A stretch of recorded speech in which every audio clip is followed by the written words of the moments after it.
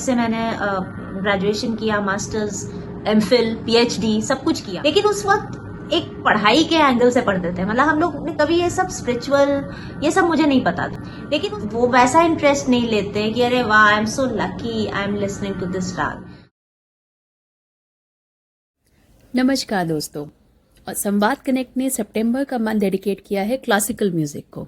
और आज संवाद कनेक्ट के पॉडकास्ट में हमारे साथ एक ऐसी गेस्ट हैं जो क्लासिकल सिंगर हैं, म्यूज़िक थेरेपिस्ट हैं और TEDx स्पीकर भी हैं, डॉक्टर शांभवी दास जी। कैसे क्लासिकल म्यूज़िक सिर्फ एक कला नहीं है, ये एक थेरेपी है जो हमें शांति देती है, सुकून देती है। वेलकम टू संवाद connect doctor Shambhavi Das. Thank you so much. Namaste. Thank you Soumya for having me here. मैं बहुत बहुत grateful हूँ। ओम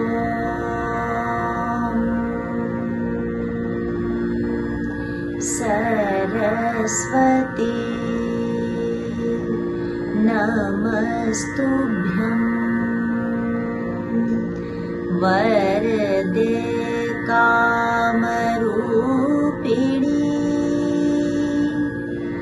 विद्यारंभं करिष्यामि सिद्धिर्भवतु मे सदा। Thank you so much. Ma'am, मैं जानना चाहूँगी कि आपकी म्यूज़िकल जर्नी कहाँ से स्टार्ट हुई, किसने आपको इंस्पायर किया या क्या आपको इंस्पिरेशन मिली जिससे आपको लगा कि मुझे म्यूज़िक में इंटरेस्ट है? आप कुछ बताएं आपके मेंटोर्स के बारे में, अपनी इंस्पिरेशंस के बारे में। मैम, मेरी जो शुरुआत हुई क्लासिकल म्यूज़िक में वो बचपन से थी। मेरी मॉम एक म्यूज़िशियन है, वो आकाशवाणी में गायिका हैं और उन्होंने प्रवीण प्रभाकर मतलब क्लासिकल सिंगर थी वो, और आकाशवाणी में she was a light singer. और उनकी वजह से मुझे हमेशा से म्यूज़िक मेरा पैशन रहा है, क्योंकि उन्होंने मुझे बहुत पैशनेटली सिखाया भी। श्रीमती प्रभा दास मेरी मदर है। मुझे फोक म्यूज़िक, हम लोग इलाहाबाद के रहने वाले हैं, प्रयागराज आपने सुना होगा। तो प्रयागराज का जो यूपी जो पूर्वांचल फोक म्यूज़िक है, लोक संगीत है, उसकी बहुत अच्छी शिक्षा दी उन्होंने मुझे। और गज़ल सिखवाई। गज़ल के अल्फाज मेरे ठीक नहीं थे तो उन्होंने मुझे स्पेशली उर्दू की ट्रेनिंग दिलवाई। उन्होंने खुद भी सीखा। तो इतना पैशन था उनको गाने में, और उनकी वजह से बचपन से मुझे भी था। फिर हायर स्टडीज़ में भी हम थोड़ा सा भटक रहे थे, नहीं मुझे साइकोलॉजी चाहिए, मुझे ये। उन लोग तो मेरी बुआ ने, मेरी मदर ने, पेरेंट्स ने, सबने बहुत सपोर्ट किया और उन्होंने मुझे एक पाथ पे डाला कि नहीं तुम्हें इसी में रहना है, क्योंकि ये तुम्हारा यूएसपी है, तुम्हें गाना पसंद है। और बचपन से म्यूजिक ने मुझे बहुत दिया, कॉन्फिडेंस दिया। उनके गुरु थे पंडित शांताराम कशालकर, तो वो मेरे भी गुरु थे। और बचपन से मैं गाने बहुत ज़्यादा सुनती थी, मतलब लता जी के, आशा जी के, इवन जो मेरी एज से बहुत बड़ों के गाने थे हम वो भी बहुत ज़्यादा सुनते थे। मतलब जगजीत सिंह, ठुमरी, दादरा, जो भी क्लासिकल सेमी क्लासिकल था तो बहुत। तो उसकी वजह से मेरी मदर ने मुझे इस तरफ काफ़ी पुश किया। Good to know ma'am. Indian classical music ma'am आपके लिए कैसा एक्सपीरियंस है? क्या ये सिर्फ एक प्रोफेशन है आपके लिए? इंडियन क्लासिकल म्यूज़िक के थ्रू मुझे बहुत कॉन्फिडेंस आया। मैं पढ़ाई में बहुत अच्छी नहीं थी, इनफैक्ट बहुत वीक चाइल्ड थी। तो अगर म्यूज़िक मेरी लाइफ में ना होता तो बहुत कॉन्फिडेंस प्रॉब्लम होती, जो कि आजकल बच्चे फेस करते हैं। और मुझे सितार सिखवाया, मैंने कथक भी सीखा है बचपन में, और 3rd ईयर प्रयाग संगीत समिति में कथक में भी किया, सितार भी किया, तबला भी सीखा। तो ये सारा कुछ सब मेरी मदर के थ्रू। और एक टाइम पर जब हम म्यूजिक सीखते थे तो म्यूजिक मेरे लिए प्रोफेशन ही था और हमेशा I wanted to become a professional singer. लेकिन जब म्यूजिक थेरेपी में रुझान आया धीरे धीरे, क्योंकि बचपन से हमने म्यूजिक में कोर्सेज किए प्रयाग संगीत समिति से, फिर जब 12th पूरा हो गया and I came to Delhi, तो दिल्ली में भी म्यूजिक से मैंने ग्रेजुएशन किया, मास्टर्स, एमफिल, पीएचडी सब कुछ किया। लेकिन उस वक्त एक पढ़ाई के एंगल से पढ़ते थे, मतलब हम लोग ने कभी ये सब स्पिरिचुअल ये सब मुझे नहीं पता कि I am listening to this raga. Concerts में भी जाते थे तो हम एंजॉय करते थे, लेकिन हम थ्योरेटिकल ज्यादा सोचते थे कि अरे इन्होंने ये कैसे गाया, वो कैसे गाया, इस तरह से बहुत ज्यादा रुझान था। लेकिन जब धीरे धीरे अभी म्यूजिक थेरेपी में आए, मे बी 10 साल पहले, तो जब चक्रा हीलिंग सीखी मैंने कि म्यूजिक से इतना कुछ होता है, और जब लोगों को हील करने लगे, तब मुझे समझ आया कि actually music has powers to heal. And why does it heal? Because it has a lot of spiritual energy in it, कि कैसे कैसे हमारा जो ब्रेन है वो म्यूजिक की तरफ आकर्षित होता है, कैसे हमारा दिमाग शांत होता है, कैसे हमारे विचार बंद हो जाते हैं म्यूजिक के थ्रू। ये धीरे धीरे एक एज पे एक इम्पोर्टेंस समझ में आती है कि जब लोग मुझसे बोलते हैं कि जब हमारे गुरु कहते थे एक एक सुर को साधो, तो वो तो म्यूजिक के एंगल से बोलते थे, because they wanted me to perform better. But अब जब हम एक एज में हैं, जब एक पड़ाव पर हैं, जब लोगों को हील करते हैं, तब समझ में आता है कि वो साधना जो करना होता है या जो तपस्या होती है, जो हम सुरों को साधते हैं, उसका सिर्फ इतना मतलब नहीं है कि साधते हैं। साधना मतलब ही होता है कि अपने बॉडी से सुरों का बिल्कुल तारतम्य बिठा दो, बिल्कुल just merge into the notes, merge into the sounds.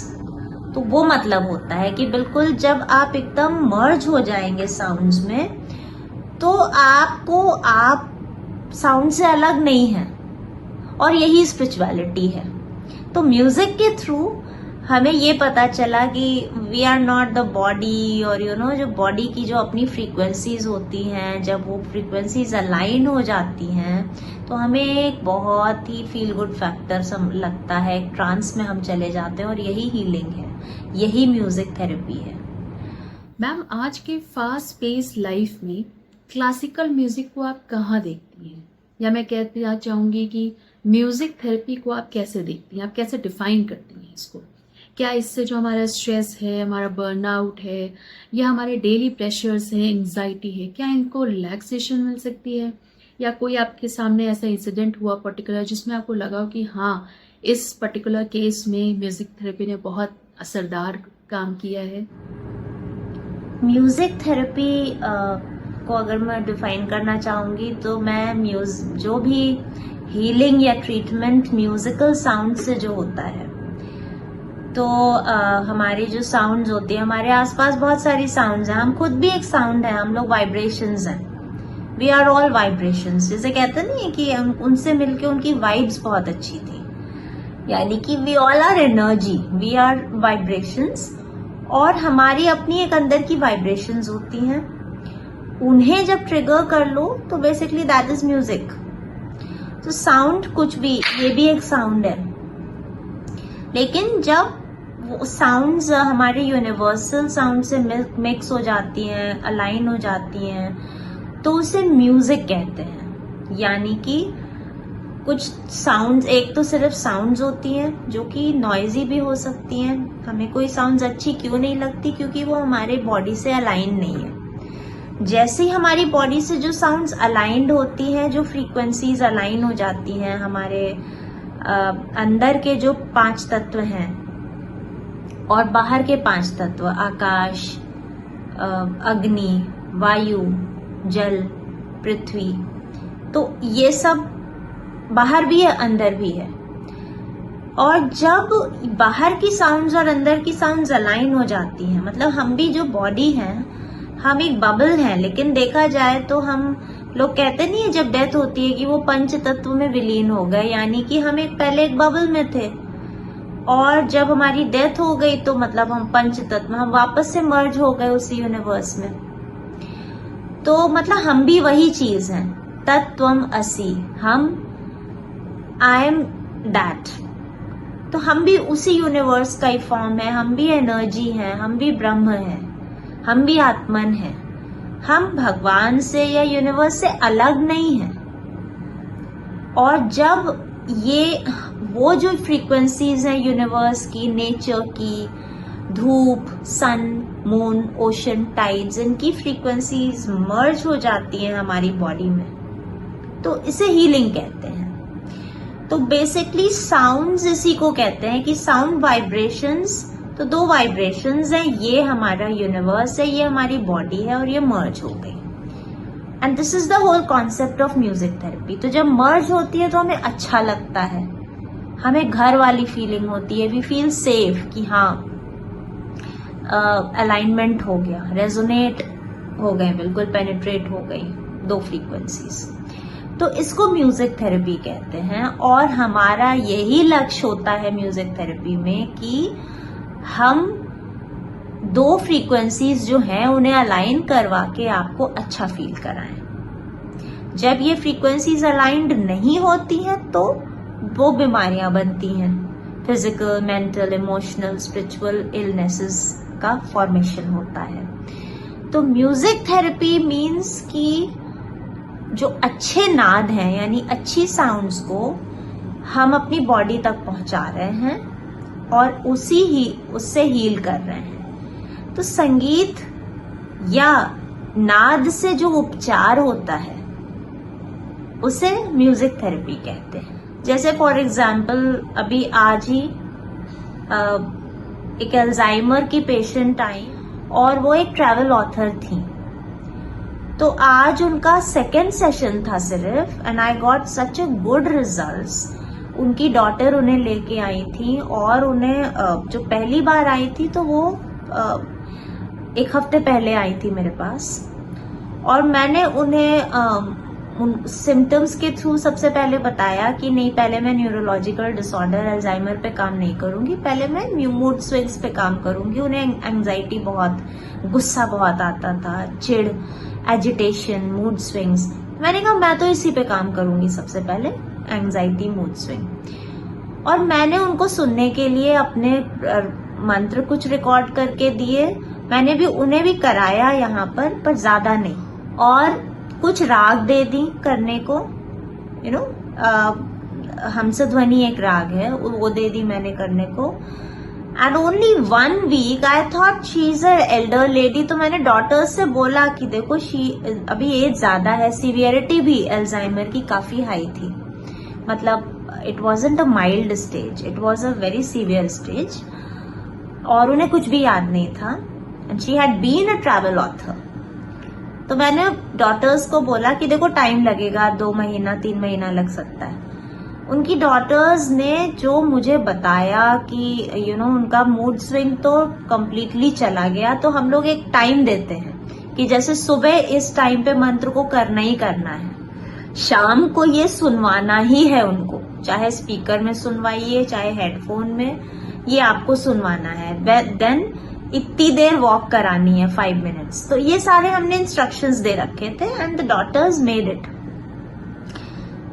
मुझे खुद ही यकीन नहीं कि सेकेंड उसमें, मतलब एक हफ्ते में दे सेड कि शी स्माइल्स। और मैंने भी आज जब देखा उनके expression, she was smiling, she was talking to me, is trying to remember now कि मैं जो भी चीजें वो भूल गई थी।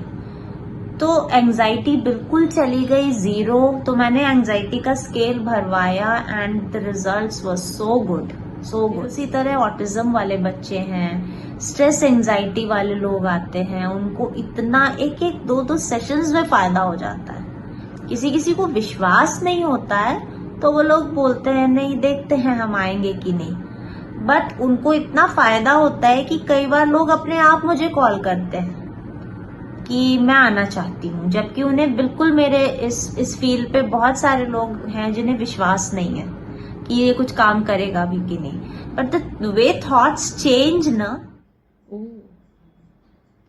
मैम कोई ऐसी पर्टिकुलर राग है जिसको सुनने से हमें मोटिवेशन फील हो या हमारा स्ट्रेस रिलीज हो, हम थके हारे आते हैं ऑफिस से, कोई ऐसी पर्टिकुलर गाने या गानों के बेस हमारी कोई ऐसी राग जो हम सुन सकते हो जिससे हमें इमीडिएट असर दिखना शुरू हो?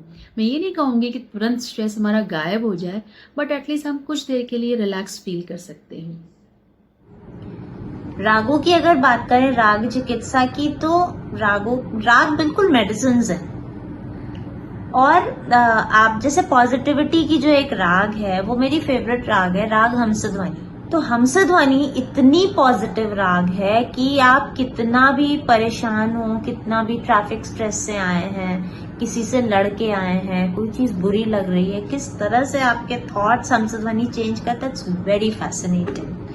इसी तरह रिलैक्सेशन अगर चाहिए आपको और आपका माइंड बहुत ज्यादा चल रहा है, बहुत स्टिमुलेटेड है, बहुत सारी ओवर थिंकिंग चल रही है, तो अहीर भैरव सुनिए।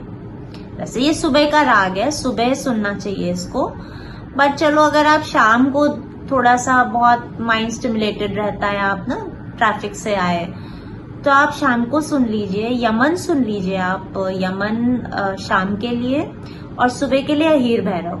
यू विल फाइंड इतना रिलैक्सेशन, स्पेशली अगर फ्लूट में सुनिए। अगर शाम को सुन रहे हैं तो यमन को फ्लूट में सुनिए, हम उसे मंडला कहते हैं, यानी कि एक गोल सा एक हमारा शील्ड क्रिएट कर लेता है यमन, ऐसे कि मतलब नेगेटिव थॉट्स एंटर नहीं कर सकते। तो सुबह के समय अहीर भैरव जरूर सुनिए। तो जब आप सुन के जाएंगे अपने वर्क प्लेस पे, you will find a difference in the course of your thought. उसी तरह मोटिवेशन के लिए, मान लीजिए एनर्जी नहीं है, बहुत प्रोक्रेस्टिनेटेड फील कर रहे हैं, थकान बहुत महसूस हो रही है, कुछ काम करने का मन नहीं है, तो एक राग है शंकरा। शंकरा सुन लीजिए। एक्चुअली आप शंकर की तरह बिल्कुल, मतलब इट एक्चुअली पुशेज यू। उसमें नोट्स ही ऐसे लगते हैं कि पुश करने वाले, तो it pushes you, it lit up your अग्नि तत्व। जितनी भी राग है, राग चिकित्सा, वो हमारे पंच तत्व जो चक्र हैं हमारे, वो पंच तत्व से रिलेटेड है, एसोसिएटेड है। तो कुछ राग है जो आपके अंदर की जो अग्नि है उसे बढ़ाते हैं अच्छे के लिए। यानी आपको, अगर आप लेथार्जिक हैं तो आपकी अग्नि बढ़नी चाहिए ना, तभी तो आपको किसी काम में इंटरेस्ट आएगा। इसके मतलब आपकी अग्नि ठंडी पड़ी है, इसीलिए आप थकान में हैं। जैसे कफ प्रकृति के लोग होते हैं, त्रिदोष होता है जैसे, उसी तरह। तो मोटिवेशन के लिए अगर कुछ सुनना है तो रिदमिक पैटर्न्स सुनिए, या फिर राग शंकरा सुन सकते हैं, भोपाली सुन सकते हैं, बिलावल सुन सकते हैं, बहुत मोटिवेशन आता है। और अगर आपने इन रागों को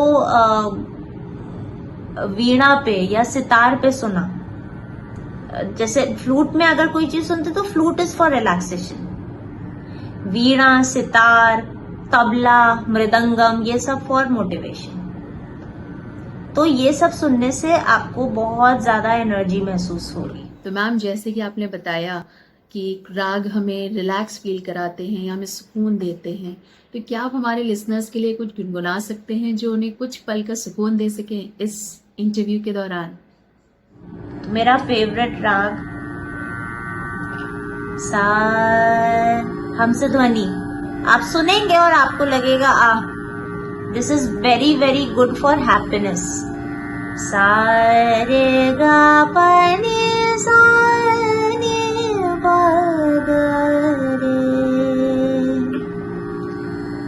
गा पा रे नि पा सा रे गा पा नि पा गा पा गा रे सा रे गा पा नि सा नि पा गा पा नि पा गा नि पा गा रे पा गा रे नी पा सा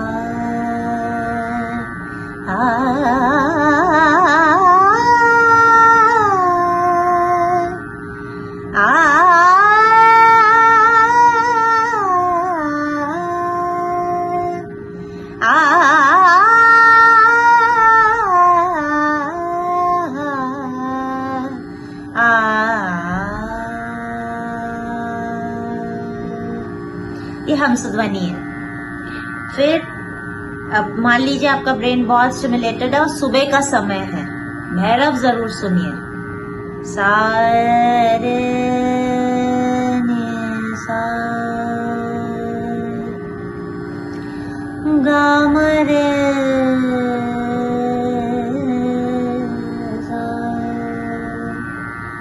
सा रे गा म पा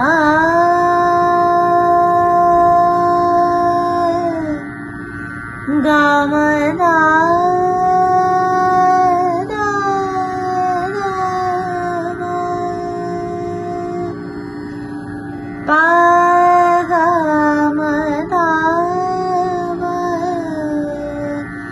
गा म रे रा। ये सुबह का राग है एंड दिस राग is very good for aligning the chakras.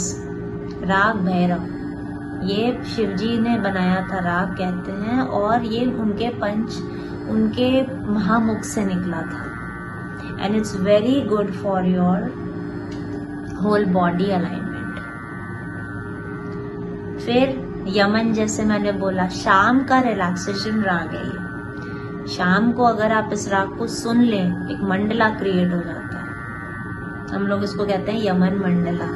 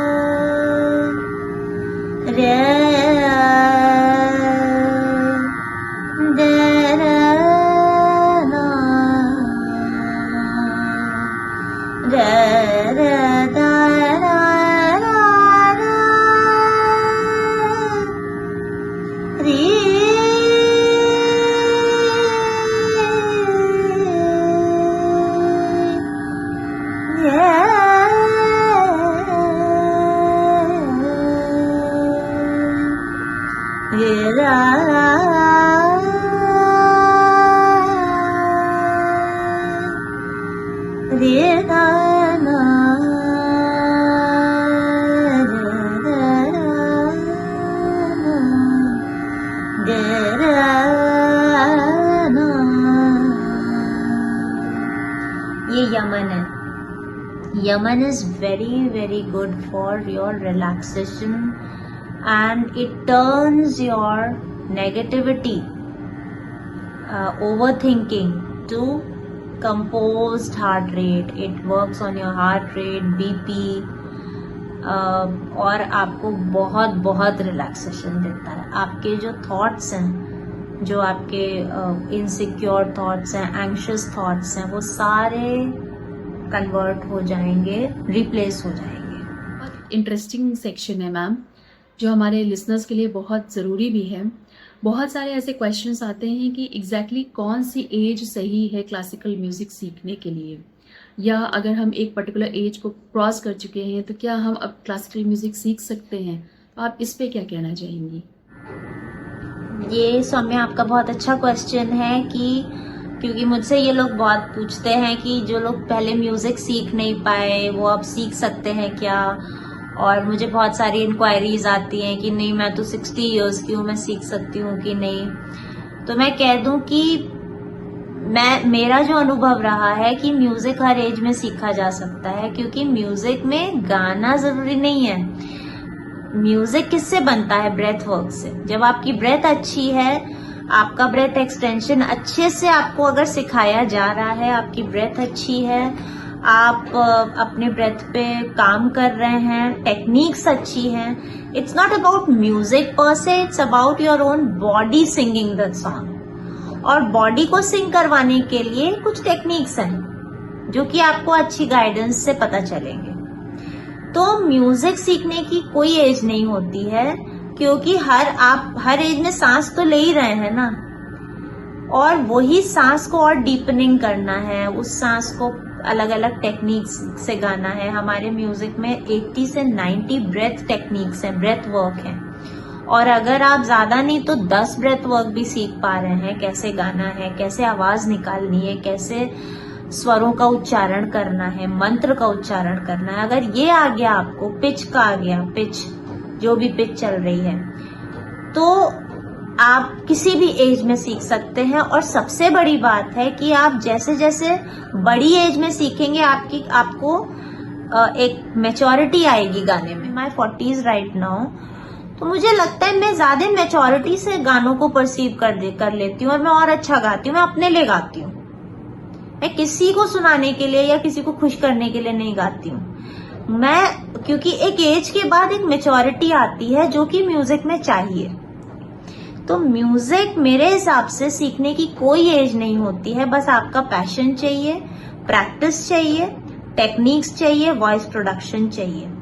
और इनफैक्ट अगर आप बड़ी एज में सीखेंगे तो आपका ब्रेन ज्यादा काम करेगा, क्योंकि ये स्किल्स जब हम बड़ी एज में सीखते हैं तो मे बी हमें टाइम लग सकता है सीखने में, लेकिन हमारा ब्रेन आप देखेंगे कि बहुत ज्यादा एक्टिव हो रहा है। बड़ों में ना जैसे ब्रेन धीरे धीरे रेस्टफुल होता रहता है। तो कुछ सीखने से, गाना सीखने से ब्रेन और एक्टिव होता है, ताल सीखने से, ताल रिदम्स, राग सीखने से, रागों में गाने सीखने से, भजन गाने से, कीर्तन करने से।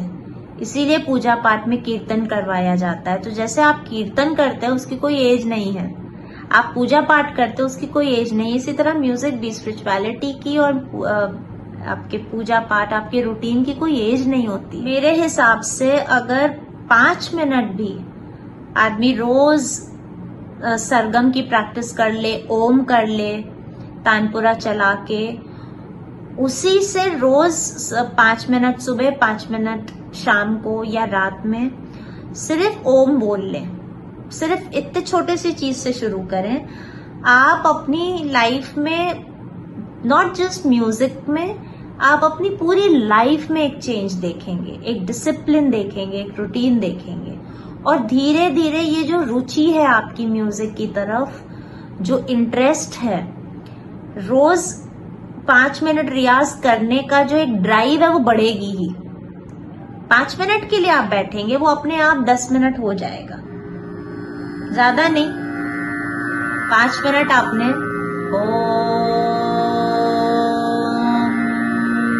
ब्रेथ लिया,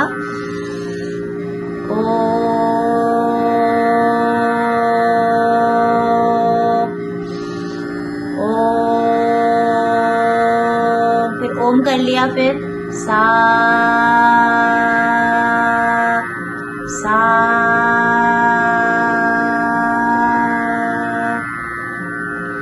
आप देखेंगे सिर्फ ये करने से धीरे धीरे आपके अंदर म्यूजिक की तरफ क्यूरियोसिटी बढ़ेगी। और शाम, सुबह 5 मिनट, शाम को 5 मिनट सिर्फ ओम करने बैठ जाए, या सा कर लें, या और सिलेबल्स कर लें, जैसे सोहम कर लें, अहम ब्रह्मास्मि, पिच चलाई, अहम ब्रह्मास्मि, अहम ब्रह्मास्मि, अहम ब्रह्मास्मि। तो ये अगर 5 मिनट भी कर लिया, you will see not just changes in your music attitude, in all the attitude, your emotional health, your mental health, your physical health, the way you process the information, the way you perceive the information, you will get very practical. आपको दुनिया भर की चीजों की एक तो चिंता नहीं होगी, प्लस किसी ने कुछ कह दिया आपको फर्क ही नहीं पड़ेगा, आप इतने कॉन्फिडेंस महसूस करोगे। और ज्यादा नहीं, आप 1 हफ्ता करके देखिए कि 1 हफ्ता बस सोचिए कि मुझे 5 मिनट सुबह करना है, थोड़ा सा ओम बोलना है, तानपुरा चला के, कुछ भी, तानपुरा यूट्यूब पे है तो आप डालिए तानपुरा पिच ए अच्छा होता है फॉर रिलैक्सेशन, ये जो पिच होता है, वरना कोई भी पिच, तानपुरा सी चला लीजिए। और शाम को तो म्यूजिक हटाइए, आपको हर चीज में एक अपना ग्रोथ नजर आएगी। You will be a completely different person in 1 week. तो कुछ ऐसे आप पॉपुलर गाने बता सकते हैं जिनको सुन के हमारे लिसनर्स को भी सरप्राइज हो कि अच्छा ये भी इस राग पे बेस्ड है? मान लो बच्चे हैं घर में तो बोलेंगे अरे ये सब हटाइए, बहुत बोरिंग चल रहा है, तो आप यमन में गाने भी गा सकते हैं। आप देखेंगे, क्योंकि गाने जो यमन में बनते हैं वो भी तो यमन के ही नोट्स हैं ना, वो भी तो कुछ फ्रीक्वेंसीज हैं। तो आप मूवी के सॉन्ग्स गा लीजिए।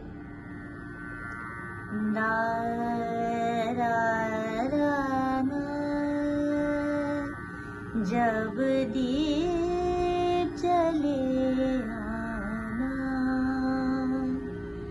जब शाम ढले आना,